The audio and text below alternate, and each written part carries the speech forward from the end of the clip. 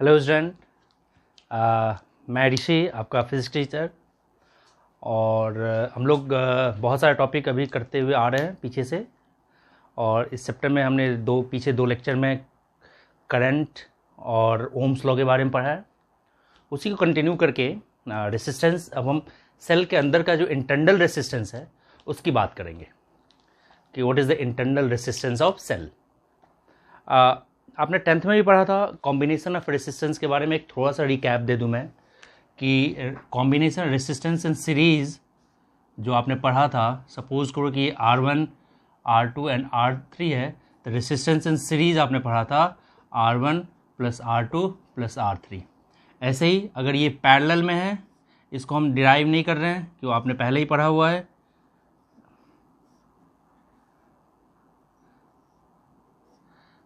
और यहाँ से करंट फ्लो कर रहा है ऐसे ही।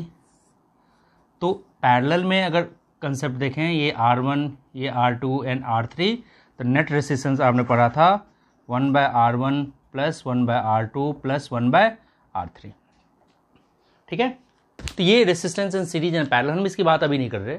हम सेल के, ये जो सेल है, इस सेल के अंदर का जो इंटरनल रेसिस्टेंस है उसकी बात करेंगे आप। ठीक है, तो इंटरनल रेसिस्टेंस ऑफ सेल क्या है? Resistance offered by electrolytes in a cell. Cell के अंदर जो इलेक्ट्रोलाइट्स है उसके कारण जो उसमें रेसिस्टेंस ऑफर हो रहा है, that is internal resistance of cell. ठीक है, अब इंटरनल रेसिस्टेंस जो है डिपेंड किस पे करता है? It depends on electrolytes in the cell, it depends on pole distance, दोनों पोल के बीच के डिस्टेंस पे वो डिपेंड करता है। तो और बहुत सारे फैक्टर्स हैं जिस पे internal resistance of cell depend करता है। अब वो इंटरनल रेसिस्टेंस ऑफ सेल क्या होगा, उसकी वैल्यू क्या होगा, उस पे आज हम लोग डिस्कस करेंगे। ठीक है, तो अब इंटरनल रेसिस्टेंस सेल की बात कर रहे हैं। ठीक है, सपोज करो एक ये सेल है,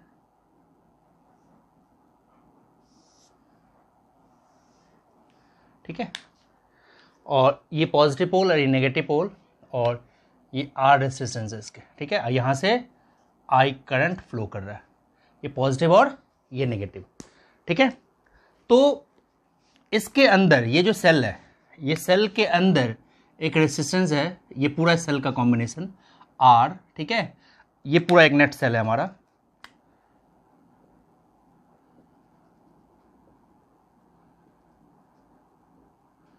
ये पॉइंट A और ये पॉइंट B। ठीक है, मतलब कोई भी सेल है, अगर हम सेल, आप देखते होंगे, अगर हम सेल बनाएं इस तरह से अगर इसी को हम सेल लगा दें तो ये पॉजिटिव पोल होता है और ये हमारा नेगेटिव पोल होता है। ठीक है, तो यही सेम केस है। इसके अंदर इलेक्ट्रोलाइट्स होते हैं। ठीक है, इस इलेक्ट्रोलाइट्स की वजह से जब करंट फ्लो करता है तो इसमें के अंदर जो अपोजिंग फोर्स होता है, इलेक्ट्रोलाइट्स की वजह से जो अपोजिंग फोर्स है, that is internal resistance. Resistance मतलब अपोज, रेसिस्टेंस का मतलब है अपोज। और इस सेल का ये EMF है E। EMF क्या है? यहाँ पे ये EMF है E। What is EMF? EMF का मतलब होता है कि यहाँ पे फ्लो ऑफ इलेक्ट्रॉन हो रहा है, फ्लो ऑफ चार्ज हो रहा है। तो एक चार्ज को पूरे सर्किट को कंप्लीट रोटेशन में जो वर्क होता है, that is called EMF। EMF, it is a work done carrying a unit positive charge along a closed path. It is a work done carrying a unit positive charge in a closed path. एक closed path में जो positive charge को move करने में जो work होता है, that work is called EMF। तो सेल का EMF E है, मतलब सेल का EMF E है, मतलब यहाँ A पॉइंट से चल के एक पॉजिटिव चार्ज को फिर से A तक आने में जो वर्क हुआ है, that work is called EMF। और पोटेंशियल ड्रॉप, नेक्स्ट इसी को कंटिन्यू करें। देखो, तो यहां पे पोटेंशियल ड्रॉप, EMF, इसमें क्या रिलेशन है, इंटरनल रेसिस्टेंस क्या है? तो यहां से देखो, टोटल वर्क डन जब हम निकालें, यहां पे EMF आपको बताया कि वर्क डन है carrying charge in a close loop. एक क्लोज लूप में एक पॉजिटिव यूनिट चार्ज को जो वर्क करना पड़ता है। तो जब हम यहां से EMF की बात करें, EMF ऑफ सेल E, तो क्या हो जाएगा? Work done potential from A to B, यहां से यहां तक, अब प्लस फिर B टू A। यानी एक ये सेल है हमारा, एक सेल है और ये सेल इस तरह से कनेक्ट है, एक्सटर्नल रेसिस्टेंस ठीक है, तो ये ए पॉइंट है और ये बी पॉइंट है, ठीक है, और इसके अंदर इलेक्ट्रोलाइट्स है, इसके अंदर एक इंटरनल रेसिस्टेंस है। तो ये आउटसाइड सेल जो है टर्मिनल, ये दो टर्मिनल है इसका, ये पॉजिटिव टर्मिनल और ये नेगेटिव टर्मिनल। तो ईएमएफ जो है यहां से यहां तक का वर्क प्लस फिर कहां से कहां तक का, बी टू ए तक का वर्क, दोनों को ऐड कर दोगे तो क्या हो जाएगा, क्लोज लूप बन जाएगा, ठीक है ना। तो उसी की बात करेंगे अभी, ईएमएफ की बात करेंगे। EMF is the work done, लिखो ईएमएफ क्या होता है, आप लिख सकते हैं, it is a work done in carrying, work done by a cell in carrying a unit positive charge in a closed loop, ठीक है, in a closed loop, ठीक है। तो अब ये क्या होगा, तो देखो EMF E जो होगा हमारा, EMF E that is work done in carrying a unit positive charge from A to B plus A to B through external resistance R plus work done carrying a unit positive charge from B to A, यानी यहां से यहां तक और फिर यहां से यहां तक, तब ये क्लोज लूप बनेगा। यहां से चल के हम यहां तक आए और फिर यहां से यहां तक आ गए, तो टोटल क्लोज लूप बन गया, ठीक है। तो ये कितना होगा हमारा ईएमएफ, ईएमएफ क्या हो जाएगा, work done from A to B, that is potential cross A to B, जिसको हमने लिया V, और फिर V to B to A, that is V dash, ठीक है। अब E equals to EMF E, यहां से क्या करंट फ्लो हो रहा है, I, रेसिस्टेंस क्या है A टू B का R, तो I इंटू R, और इसके अंदर क्या हमने लिया, इंटरनल रेसिस्टेंस स्मॉल r, तो क्या हो जाएगा, करंट तो वही सेम है, करंट तो यही आ रहा है, तो I इंटू स्मॉल r, ठीक है। तो E इक्वल्स टू, अगर हम I कॉमन ले लें, ठीक है, पहले हम I कॉमन ले लें तो क्या हो जाएगा, R प्लस R, ठीक है। तो therefore I equals to E by R external resistance plus internal resistance. अब यहीं से देखो, इस इक्वेशन से अगर हम इंटरनल रेसिस्टेंस की वैल्यू फाइंड करें तो E माइनस V, ये 1 लिया फ्रॉम 1, E minus V equals to V dash, और E minus V equals to V dash क्या हो जाएगा, वी डैश हो जाएगा हमारा I इंटू R, क्लियर है। तो R क्या होगा, ये I डिवाइड हो जाएगा, तो R equals to E by V minus E by V upon ये I डिवाइड हो गया। I क्या होता है हमारा V बाई R, तो E बाई वी, क्योंकि एक हमने पढ़ा था V equals to I R, तो I क्या हो जाएगा V बाई आर, तो V बाई आर, तो E minus V by V into R, that is internal resistance. इस चीज को हम ऐसे भी लिख सकते हैं, तो internal resistance equals to E by V minus 1, this upon this R, this is the internal resistance of cell. एक बार दोबारा, इंटरनल रेसिस्टेंस होता है resistance offered due to electrolytes in a cell. तो ईएमएफ जो ये ई जैसा ही है, थोड़ा सा कर्व है। EMF it is a work done in moving unit positive charge in a close loop, पूरे सर्किट के अंदर जो एक चार्ज को मूव करने में जो वर्क कराता है, ठीक है। तो क्या होगा, तो यहां से यहां तक का टर्मिनल ए टू बी और फिर बी टू ए, तो यही इसी को सॉल्व किया हमने, तो हमारा इंटरनल रेसिस्टेंस आ गया E by V minus R, ठीक है, ठीक है ना। तो अब देखो, ये एक चीज और बताएं आप, अगर मैं इस EMF वर्सेस R की ग्राफ बोलूं तो क्या होगा, यहां से देखिए आप, ये इंटरनल रेसिस्टेंस तो आ गया EMF का, क्या आर बढ़ाने से ई पे कोई इफेक्ट आएगा? नो। तो ईएमएफ वर्सेस एक्सटर्नल रेसिस्टेंस का ग्राफ जब देखोगे तो ई वर्सेस अगर आर की बात करेंगे तो ये कांस्टेंट रहेगा। ये थोड़ा सा कर्व बनाना है इसको, ठीक है ना। ये क्या होगा, आर बढ़ने से इसकी ईएमएफ पे कोई इफेक्ट नहीं आएगा। अब ये इंटरनल रेसिस्टेंस बढ़ने से वी पे क्या इफेक्ट आएगा, अब ये बताओ।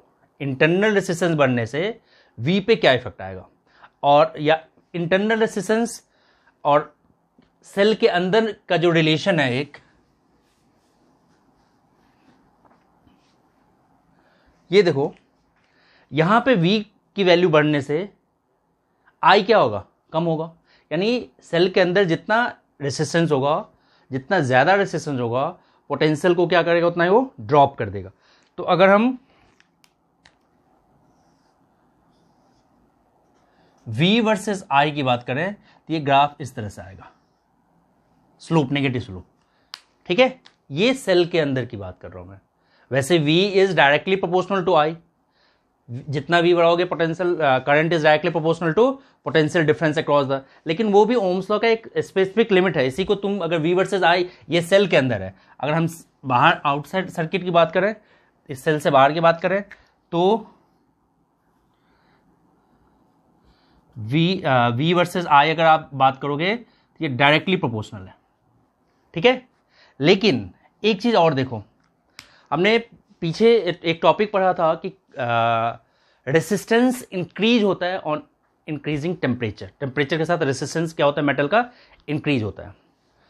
तो अगर इस ग्राफ की हम बात करें तो जब किसी भी मेटल से करंट फ्लो करेगा तो joules law of heating effect के वजह से करंट वायर क्या होगा, गर्म होगा, टेम्परेचर रेज हुआ।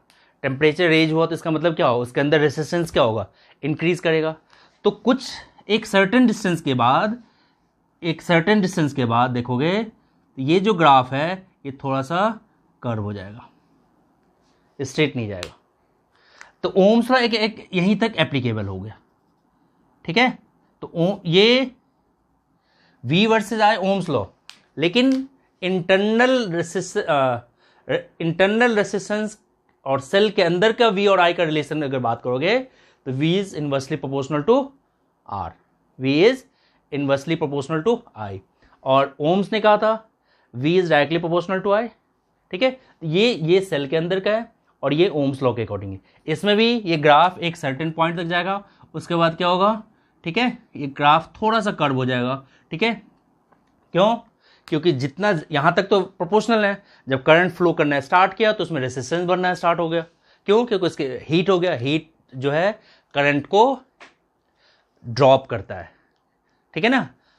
क्योंकि जब हम किसी भी चीज को हीट करेंगे तो उसमें रिलैक्सेशन टाइम क्या हो जाएगा, कम हो जाएगा। Relaxation time is inversely proportional to current, ठीक है। रेसिस्टेंस को बढ़ा देता है, वो रेसिस्टेंस को बढ़ा दिया तो उसमें फ्लो ऑफ करंट क्या हो जाता है, कम हो जाता है। ये टॉपिक हमने पीछे लेक्चर में डिस्कस किया हुआ है, ठीक है। तो ये ग्राफ आप ध्यान से देखो, E is directly proportional to R, V is inversely proportional to I for a cell, and V is directly proportional to I for a circuit, ठीक है। अब ये तो एक सिंगल सेल है, अब ग्रुप ऑफ सेल की हम बात कर रहे हैं, ठीक है। चलो इसको नोट करो, ठीक है। अब ये एक सिंगल सेल है, अब हम ग्रुप ऑफ सेल की बात कर रहे हैं। बहुत सारे सेल को हम एक साथ कनेक्ट करें। ग्रुपिंग ऑफ सेल दो केस आएगा हमारा, इन सीरीज एंड पैरेलल। पहले हम सीरीज करेंगे, बहुत n नंबर ऑफ सेल को हम एक सीरीज में कनेक्ट करेंगे। सीरीज का मतलब है कि when positive terminal of one cell is connected to the negative terminal of another cell, then the combination is said to be in series. अब देखो,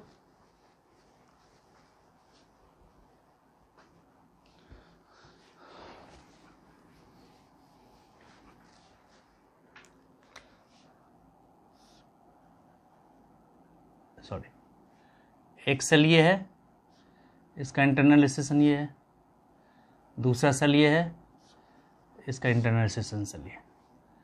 यहाँ से करंट फ्लो कर रहा है, ठीक है, I करंट फ्लो कर रहा है। ये पॉइंट है A, B एंड C, ठीक है। इसी चीज़ को बुक में ऐसे भी दिया हुआ है, ये हमारा E1 और इसी के अंदर यहाँ पे इंटरनल रेजिस्टेंस R1 दिखा दिया हुआ है। फिर इसको ऐसे दिखा के और इसी के अंदर हमारा इंटरनल रेजिस्टेंस R2, हमारा E2, ये दोनों चीज़ सेम ही है। ठीक है, इसमें भी ये हमारा E1, ये R1, E2 एंड R2। तो यहाँ भी एक ये सेल है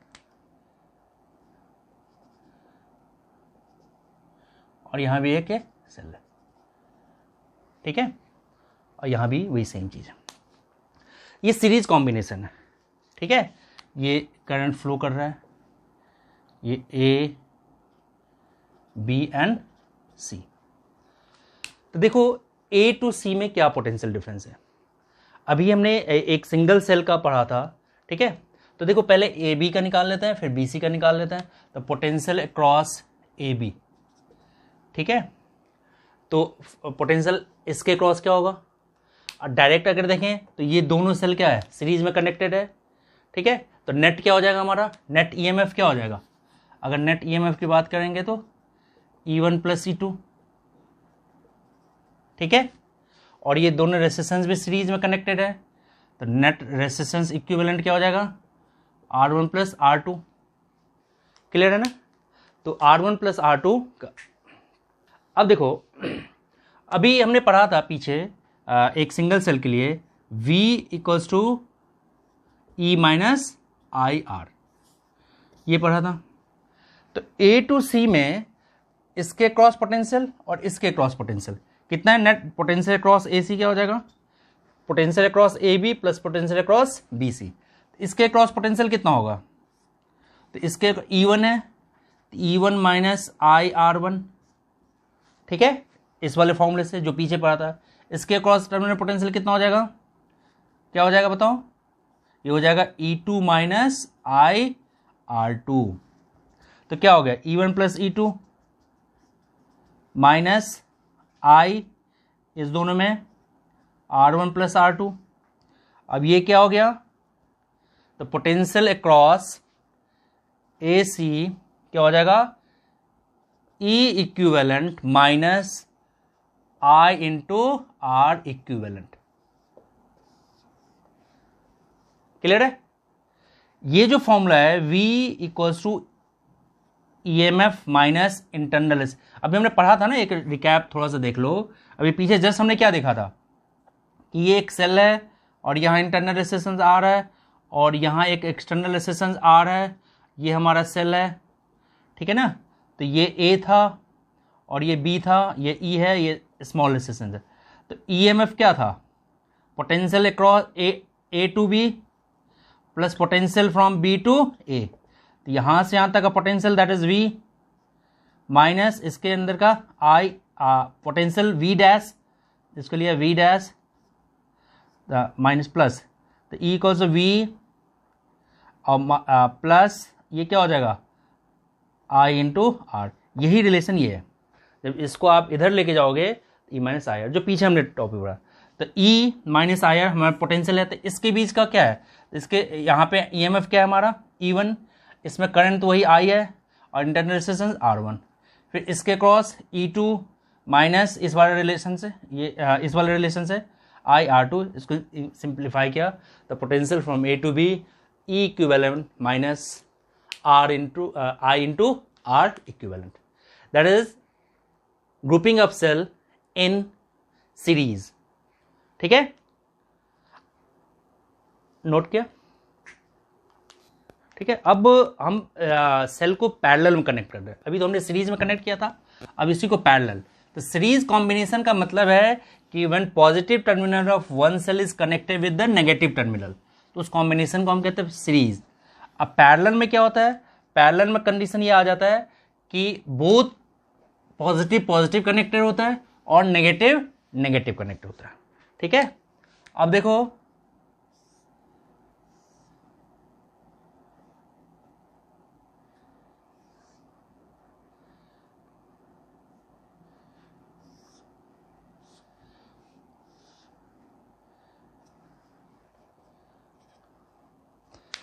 ये हमारा है E1 और इसके अंदर इंटरनल रेजिस्टेंस है R1, ये हमारा E2 और इसके अंदर जो इंटरनल रेजिस्टेंस है R2। ठीक है, जब ये करंट आया, करंट यहाँ से डिवाइड हुआ, इसमें निकल गया I1, इसमें निकल गया I2, लेकिन both are connected in parallel, इसलिए पोटेंशियल ड्रॉप दोनों के क्रॉस क्या होगा, सेम होगा। पैरेलल में पोटेंशियल सेम होता है, सीरीज में करंट सेम होता है। ठीक है, तो अभी हमने 12 ये एक चीज पढ़ा था बहुत सारे कि एक सिंगल सेल के लिए V इक्वल से क्या होता है, E minus I are, E minus I R, ये पढ़ा है। तो इस सेल के लिए फॉर E1 सेल, इस सेल के लिए फॉर सेल E1 क्या हो जाएगा potential, V equals to E1 minus I1 R1, यहाँ से I1 करंट जा रहा है, ठीक है, इस कंटेनर से I2, अब ये इधर आ गया, ये इधर चला जाएगा, तो I1 R1 equals to E1 minus V, इसलिए I1 कितना हो जाएगा हमारा, E1 minus V by R1। ठीक है, क्लियर है बात। सिमिलरली सेल 2 के क्रॉस देखो, V इक्वल्स टू क्या हो जाएगा, E2 माइनस करंट I2, इसका रेजिस्टेंस R2, तो हो जाएगा I2 R2, तो क्या हो जाएगा I2 R2, I2 R2 equals हो जाएगा E2 माइनस V, तो यहाँ से I2 कितना हो जाएगा हमारा, E2 minus V by R2।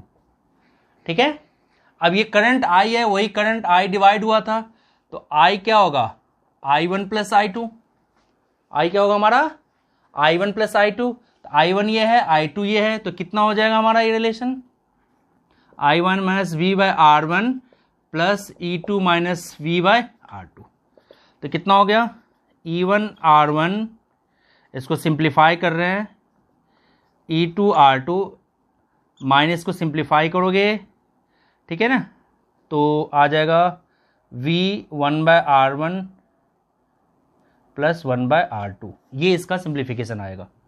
ठीक है, तो I net I equals to, इसको जब हम सिंप्लीफाई करेंगे बेटा तो हो जाएगा E1 R2 plus E2 R1 divided by R1 plus R2 minus V, LCM लेके सॉल्व करोगे, R1 plus R2 upon R1 into R2।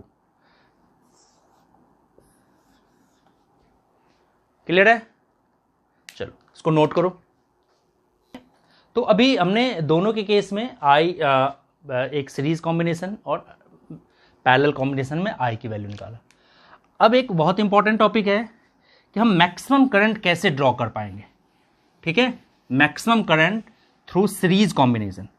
अगर एक सेल कनेक्ट किया, 2 सेल कनेक्ट किया, 3 सेल कनेक्ट किया, 4 सेल कनेक्ट किया, जितनी सेल को आप कनेक्ट करते जाओगे उसका EMF भी बढ़ता जाएगा और उसमें करंट भी बढ़ता जाएगा। तो वो मैक्सिमम करंट, ठीक है ना, through maximum current through series combination of cells. देखो, एक सेल कनेक्ट किया, 2 सेल कनेक्ट किया, 3 सेल कनेक्ट किया, ऐसे हमने n सेल कनेक्ट कर दिए। एक एक्सटर्नल रेजिस्टेंस हमारा R, ठीक है, यहां से यहां तक है, यहां से लेके n सेल है, ठीक है, और ये हमारा E1 E2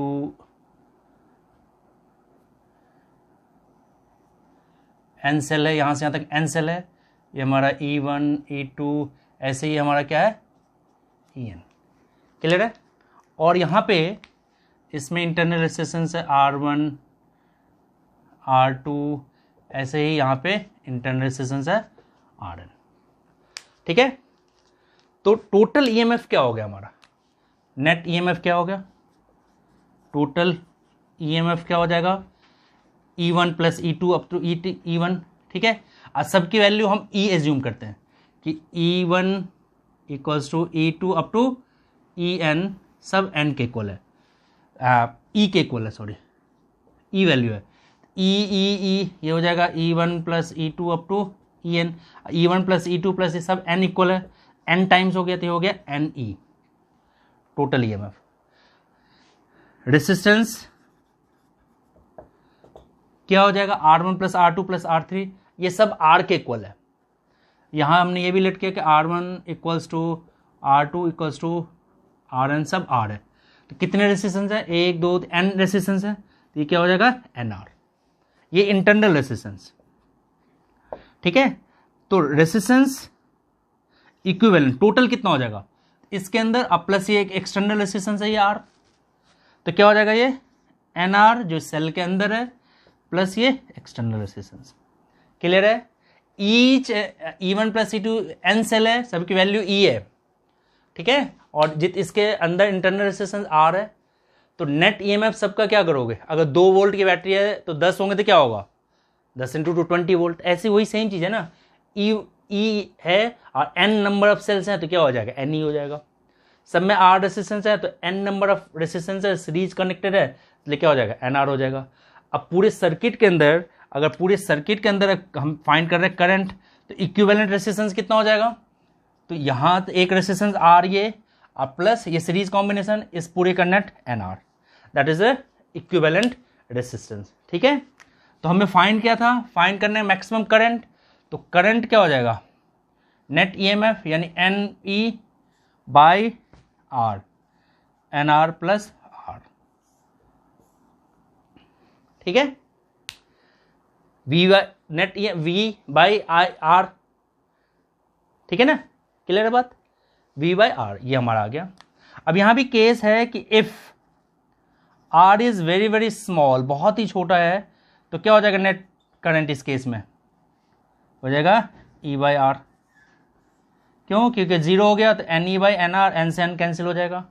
और दूसरा केस है कि if R is very very greater than, तो ये टर्म क्या हो जाएगा उस केस में आपका नेग्लेक्ट हो जाएगा। ठीक है, तो ये है ग्रुपिंग ऑफ सेल।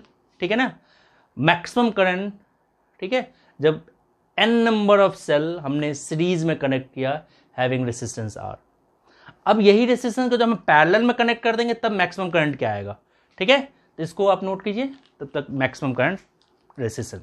ठीक है ना, अब देखो, अब ये तो हमारा सीरीज था, अब इसी को हम पैरेलल में करेंगे तो क्या आएगा।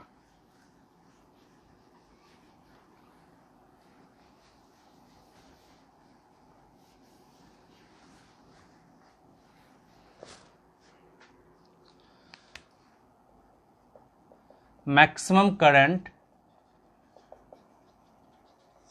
थ्रू external resistance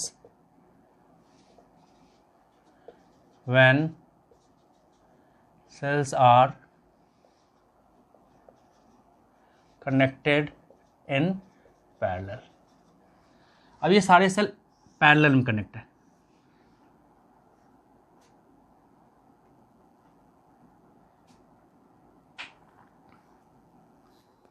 ठीक है, तो maximum current through external resistance when cell are connected in parallel.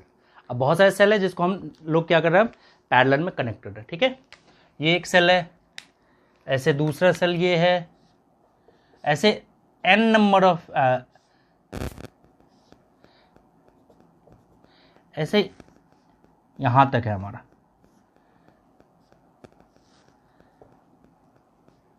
ये सब पैरेलल में कनेक्टेड है,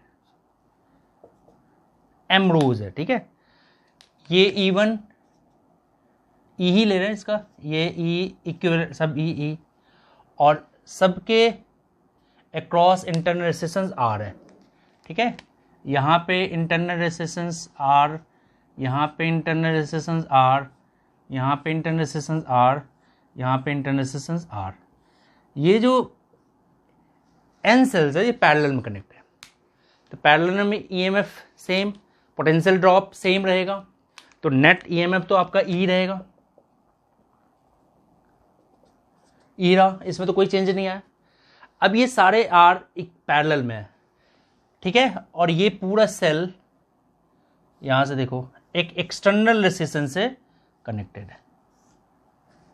ठीक है ना, एक्सटर्नल रेसिस्टेंस R से ये कनेक्टेड है, तो इस पूरे का इक्विवेलेंट कितना होगा, equivalent resistance of equivalent internal resistance, equivalent internal resistance.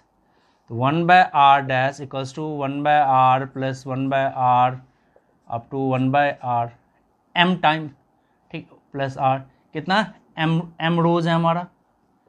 तो नेट 1/r डैश क्या हो जाएगा हमारा m/r, ठीक है ना।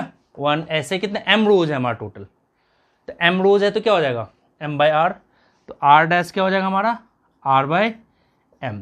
ये तो इंटरनल रेसिस्टेंस हुआ, इसके साथ सीरीज में एक एक्सटर्नल रेसिस्टेंस जोड़ा हुआ है, तो नेट रेसिस्टेंस हो जाएगा, नेट रेसिस्टेंस हो जाएगा हमारा R ये प्लस इक्विवेलेंट इंटरनल रेसिस्टेंस, ठीक है। तो करंट क्या होगा इसमें, current equals to E/R equivalent, ये R इक्विवेलेंट है हमारा, तो I इक्वल्स टू E/इक्विवेलेंट जो आ जाएगा हमारा R प्लस R/m। सॉल्व करोगे तो I आ जाएगा तुम्हारा m Rm plus R, this is the current. Clear है बात, इसको देखिए। तो बहुत तरह क्या है, आपके लिए एक होमवर्क है कि n नंबर ऑफ सेल्स जो है ना सीरीज में कनेक्ट है, ऐसे हमारे पास m रोज है, तो फिर इक्विवेलेंट क्या होगा, grouping of cell, n number of cell connected in one rows, ऐसे सिमिलर कितने रोज हैं m रोज है, तो नेट इक्विवेलेंट ईएमएफ क्या होगा, ठीक है ना। तो ये आप सोचोगे और नेक्स्ट वीडियो में हम नेक्स्ट टॉपिक करेंगे। तो आज के लिए बस इतना ही, ठीक है। वीडियो को शुरू से लास्ट तक आप ज़रूर देखें, तभी आपको एक कंसेप्ट समझ में आएगा। पूरा कंसेप्ट समझने के लिए आपको वीडियो को लास्ट तक देखना है, ठीक है। तो लाइक और सब्सक्राइब करें, अपने दोस्तों को भी बताएं, ठीक है।